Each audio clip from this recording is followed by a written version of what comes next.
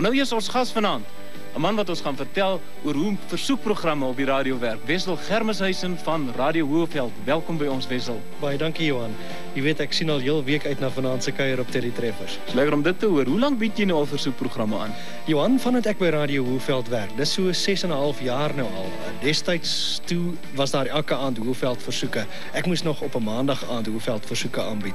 Toe, nie te lank daarna nie, toe moes ek huisvrou versoeke begin doen, wat intussen verander het na Hoëveld versoeke, en ek's nog steeds daarmee besig. So jy kom ook al 'n lang pad. Ons gaan net nou lekker gesels oor hierdie radiowêreld van jou. Ek gaan nou net vir Wessel hoe hulle dit regkry om op die hoogte te bly met al die nuwe plate wat weekliks uitgereik word.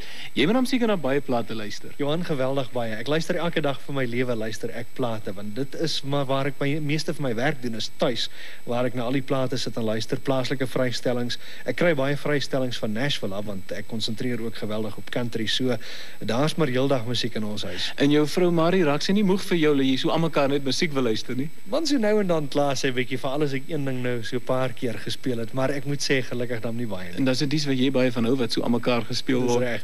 Moet jy ooit uitreikingsgeleenthede bywoon? Johan, ja, dis maar die beste manier om met die kunstenaars en ook met die platevervaardigers in aanraking te bly en te hoor wat nuut is. Ja, en by so 'n vrystelling ontmoet jy dan vir almal, hulle vertel jou daarom wat die nuwe produkte is, om jy te werk om 'n versoekprogram op te stel. Wel, Johan, mens kry elke dag maar honderde poskaarte, letterlik. En dan moet jy nou maar deur die soek vir dit wat jy miskien daarom nou nie elke dag hoor nie, want as jy elke dag dieselfde ding speel, word die mense maar gou daarvoor moeg. En dan sorteer mens maar na aanleiding nie van wie vir jou skryf nie, maar na aanleiding van die plate wat hulle aanvra, want jy het ook op jou betrokke stasie, moet 'n mens maar binne die riglyne van die tipe musiek wat gespeel word bly. Ja. En op die manier, as jy dan maar deur alles gegaan en gesorteer het na wat vir jou lyk, of dit vandag nou lekker gaan klink, dan het jy jou versoekprogram. En dan kry jy ooit klagtes dat mense sê, maar jy speel nie hulle plate nie, hulle versoeke nie. Vreeslik baie, verskriklik baie, jy weet, en dan glo hulle jou ook nie as jy vir hulle sê, hoorie, ek kry honderde poskaarte nie. Dit ook gereeld by konserte op. Johan, ja, dit is eintlik 'n groot stokperdjie vir my om country konserte te doen, en ook so nou en dan 'n Afrikaansie, en ek hoop om dit in die toekoms meer te doen. Enige plate wat jy aan die maak is?